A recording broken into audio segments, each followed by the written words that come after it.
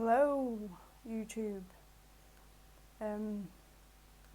Welcome back to my channel. I'm going to be talking about the supersoldier program today. I just need to make sure that you can hear me and everything. So, just give me a minute. It's funny, everything's going wrong.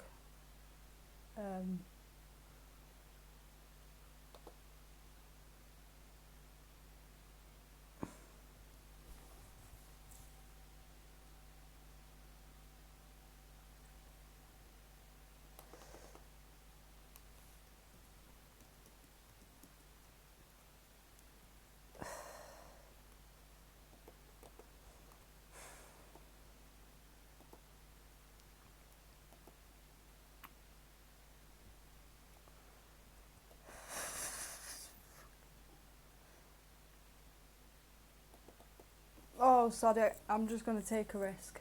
Okay then, so welcome to my third live stream. Super soldier program. Well, what is a super soldier? A super soldier is a agent that is unknowingly working for the government as a hitman, spy, agent, that kind of thing, who carries out undercover, top secret operations for the government. Now, what makes a super soldier different to a normal MI5 agent? Well, they've been put through trauma-based mind control. Now, what is trauma-based mind control? Well,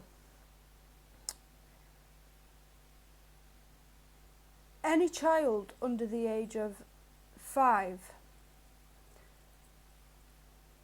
who is put through sexual abuse or trauma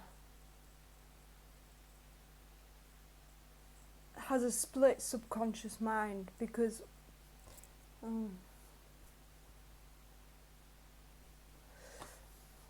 right, think of it like a mirror, okay? And when a mirror smashes, it turns one thing into multiple things.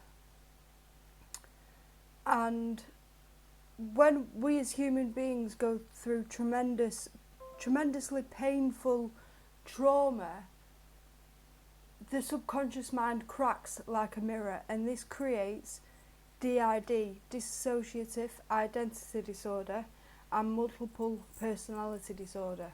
So it gives the government the ability to create alternate personalities.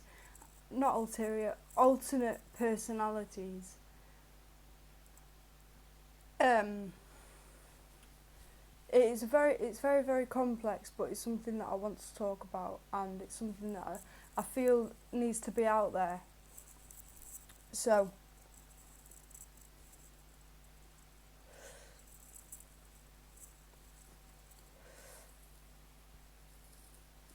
you'll have to just be patient with me, because sometimes I need to get into that mode of channeling, talking fluently. So,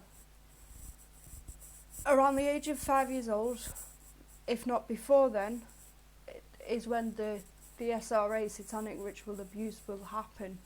And, this goes hand in hand with all the churches and what that you hear about with Jimmy Savile and child abuse. This is 60% of the reason for that, amongst other things that I will go into in further videos.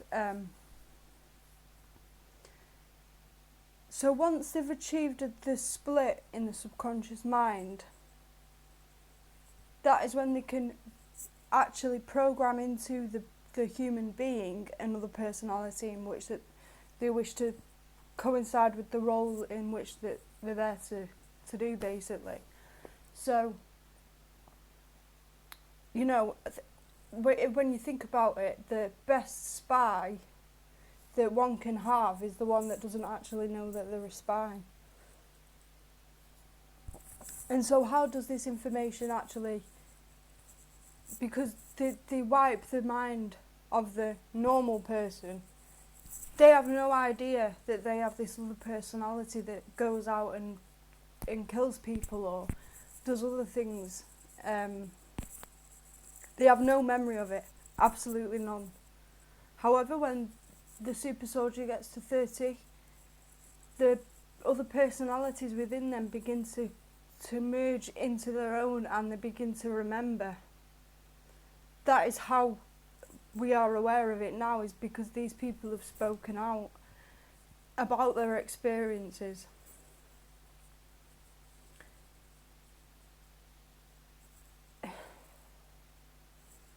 So the mind control program, it first began during World War II with Operation Paperclip, and it was all to do with the don't like to say Nazis really, because it's a highly used term which could confuse it, but yeah, it was around that time, and it was during that it was tested with. However, I've completely lost what I was going to say now. I'm just going to...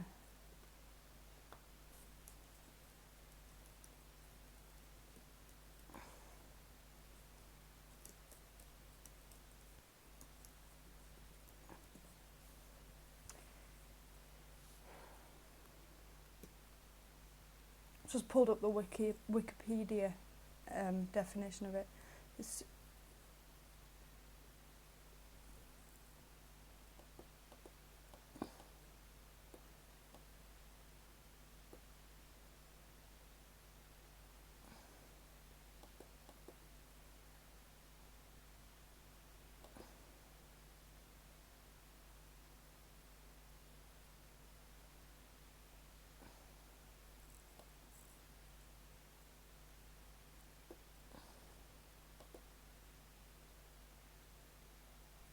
right, Project MK Ultra, also called the CIA Mind Control Program, is the code name given to the program of experiments on human subjects that were designed and undertaken by the US Central Intelligence Agency, some of which were illegal. Experiments on humans were intended to identify and develop drugs and procedures to be used in interrogations in order to weaken the individual and the forced confessions through mind control. The project was organised through the Office of Scientific Intelligence and coordinated within the United States Army Biological Warfare Laboratories.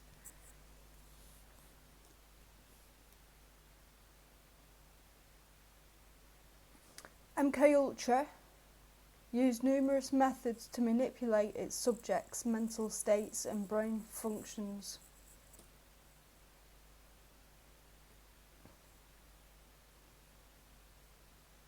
I mean, it is terrible. It is absolutely terrible.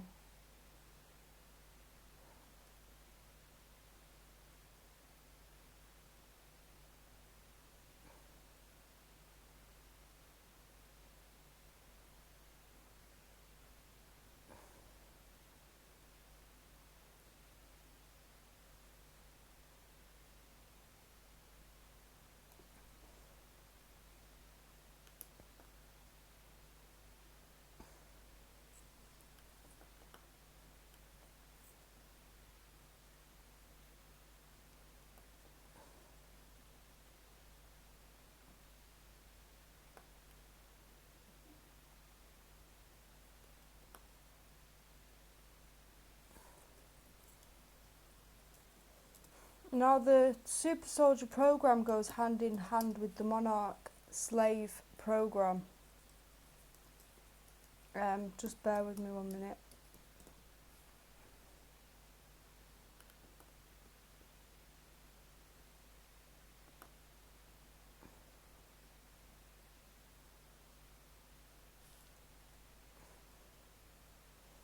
So, monarch mind control. Project Monarch is an alleged government black program to create mind-controlled slaves for use as spies, assassins, couriers and prostitutes. Monarchs carry out their assignments and consequently have no memory of their actions. According to some estimates, there are over 2 million Americans currently under mind control. Monarch slaves are taken as infants and are traumatized using electroshocks, drugs, sexual abuse, mind games and hypnosis in order to force the mind to split and create an alternative personality to deal with the pain. So, I should have found this website really before I tried to give my own interpretation, but hey-ho. The victim imagines that someone else is being tortured and the mind is forced to split. Each personality, or alter, is then programmed and trained to perform specific tasks and missions. One alter can be a deadly assassin, trained in martial arts, explosives and weaponry, while another, an innocent-looking courier, carrying clandestine messages between world leaders, mob bosses, puppet dictators and Hollywood insiders. Alters perform their assignments without the knowledge of the host's main or front personality. The traumas create amnesia walls between the different personalities, meaning that the alter is totally unaware of the existence of the others. Monarchs can have hundreds of different alters coexisting inside of them. Programmers insert codes and signals which are used by the controllers to call up different personalities and give command. For example, mission completed DIA 5018 could cause the slave to go into a deep sleep.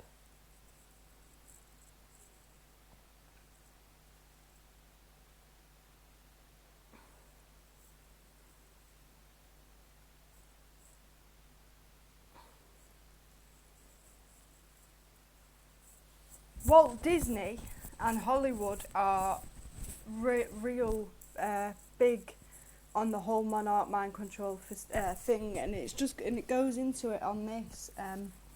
Disney, the studio, and the theme parks are often cited by monarch victims as an essential part of the program's mind control. Programmers use electroshock in combination with Fantasia's imagery to induce dissociative personalities and for programming. Program runners realised that bringing in people from all over the world to military facilities would eventually give rise to suspicions, and so they worked with Walt Disney in designing his theme parks to include facilities for mind control programming. Many of the rides are designed for use in mind control and to traumatise young children. MGM's Wizard of Oz and Disney's Alice in Wonderland are the favourites of monarch programmers. Victims are told to go over the rainbow or there's no place like home to reach a safe place in Wizard of Oz programming, or go through the looking glass if using Alice in Wonderland. Follow the yellow brick road or follow the white rabbit are triggers to follow the programmer's command. Illuminati programmers designed Star Wars for use in trauma-based mind control programming. Monarch programming is also used on the masses via movies, televisions and music. They are used to desensitize the public or to trigger programmers in mind-controlled slaves.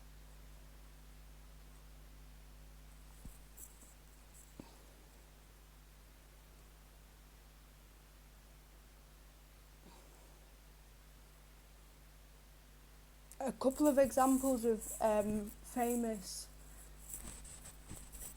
celebrities or actors with alternative personalities is Nicki Minaj as Roman Zolanski, Eminem as Slim Shady, and Beyonce as Sasha Fierce. Now, is there any proof of monarch's existence? No, there is no proof. The evidence for the existence of Project Monarch comes entirely in the form of the victims' testimonies, which are often based on memories recovered through hypnosis.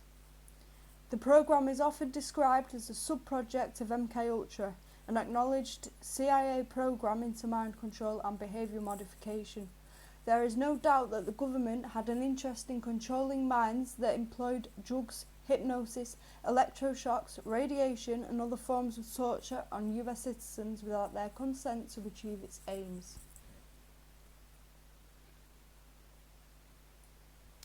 Let's have a good look at the government research that possibly relates to Project Monarch. So, the US government modification research. As the United States grew into its role of superpower, it developed an interest in mind control and a desire to control human behaviour. At the same time, Nazi scientist Dr. Kurt Plotner experimented with mescaline on prisoners at Dachau to eliminate the will of the person examined. Dr. Winifred Overholser performed similar experiments on unwitting subjects at St. Elizabeth Hospital in Washington, D.C. Plotner was eventually recruited by US intelligence as part of Operation Paperclip, a post-war program to recruit valuable Nazi scientists and identify useful research. Following the outbreak of World War II, Navy intelligence and the Army Chemical Corps began developing methods of mind control.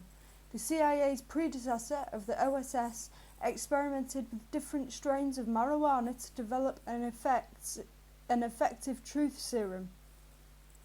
In 1947, Naval Intelligence launched Project Chatter to study the efficiency of various drugs in interrogations. The CIA entered the mind control program in 1950 with the creation of Project Bluebird. With the former Naval Intelligence officer, Morse Allen, heading the program, initially the program researched hypnosis and sleep induction for use in extracting information from foreign agents as well as safeguarding information from the enemy, employing similar techniques. Researchers quickly forgot the notion of consent, so praised a few years earlier for its inclusion in the Nuremberg Code. Soon, apologists were using the same excuses as Nazis convicted as war criminals to justify their research. CIA doctors broke their Hippocratic oaths in which they swore to abstain from doing harm. I mean, it can be quite boring, but this is the main evidence to support it.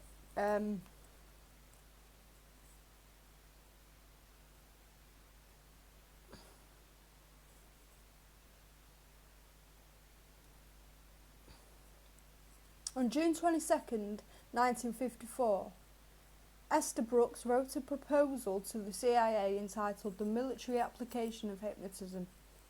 Through Esther Brooks,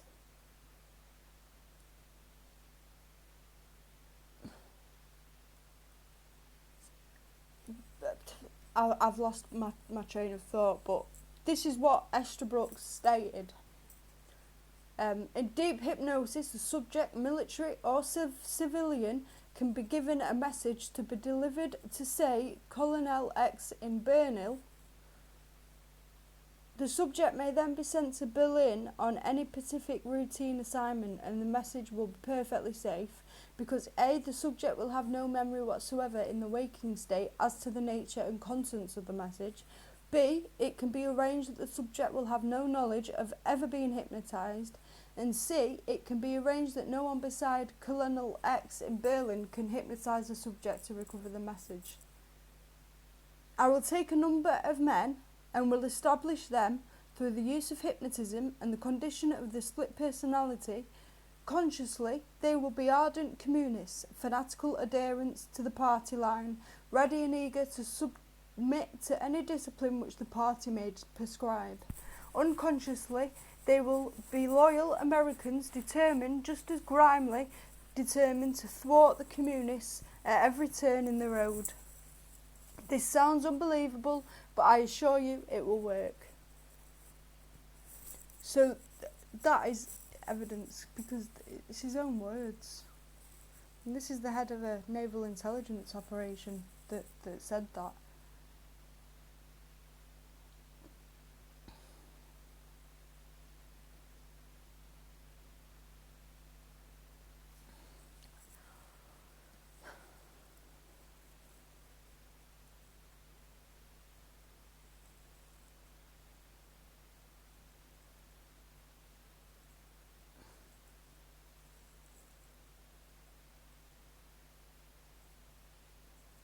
An intriguing case involving hypnosis appeared before Danish criminal courts in the early 50s.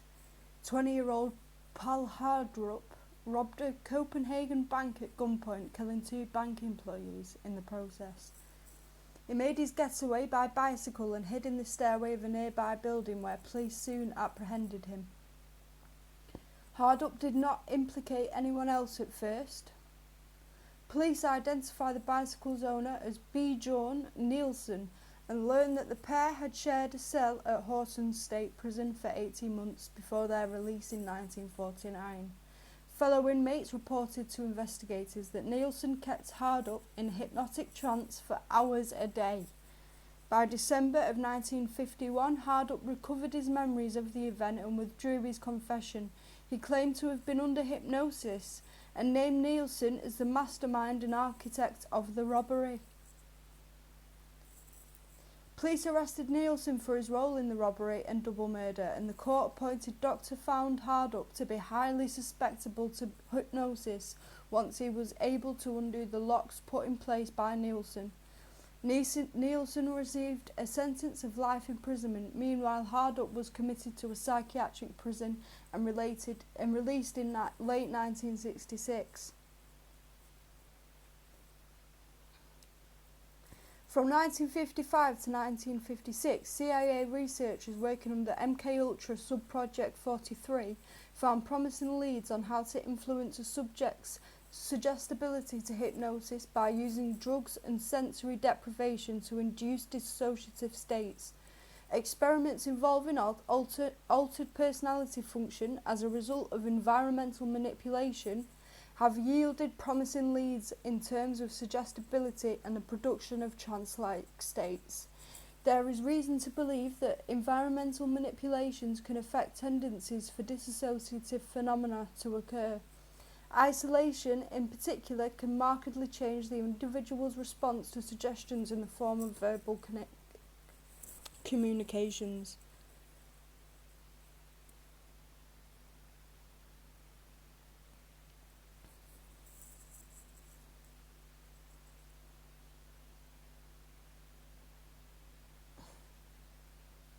Sirhan, I believe this was the one who assassinated Robert Kennedy.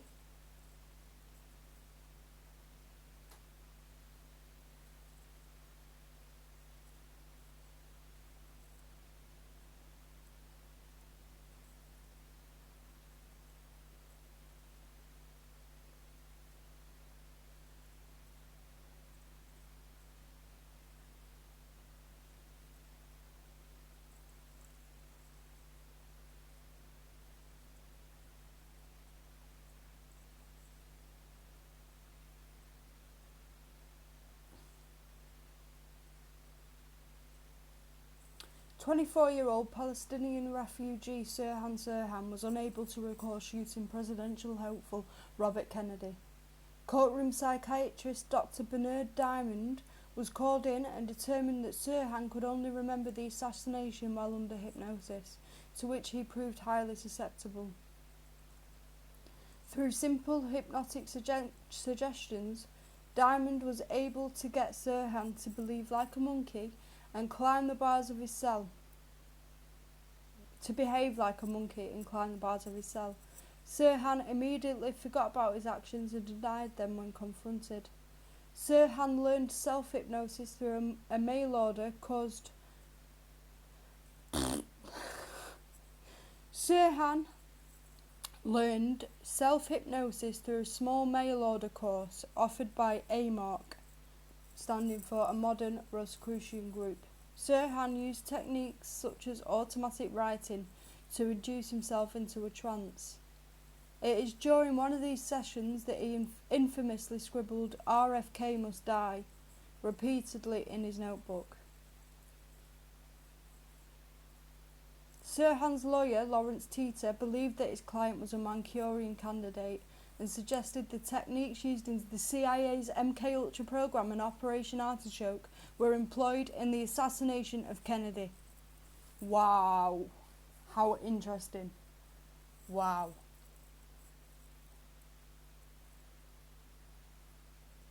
I mean, there was a program that for some reason it is very, very hard to find, and it is called Dark Skies, and it is about this CIA bloody detective thingamajiggy, and he's not very high up in the rankings, but he witnesses a UFO incident, and you know, it starts to open his mind, and he comes across Operation Blue Book, and it's all about aliens and UFOs and everything, and then he found out that the president had no knowledge to this, and so he discloses it to the President Kennedy, and then President Kennedy got shot. So you got to question about these programs, and you've got to question about where they come from, and you know, what basis of reality are they based on. So I'm gonna do 2 parts to this, I think, and I'm gonna draw a close to this first part because I've been wittering on that for 25 minutes, and you know, but honestly, it's been a pleasure, and I hope to see you on my next live stream. Thank you.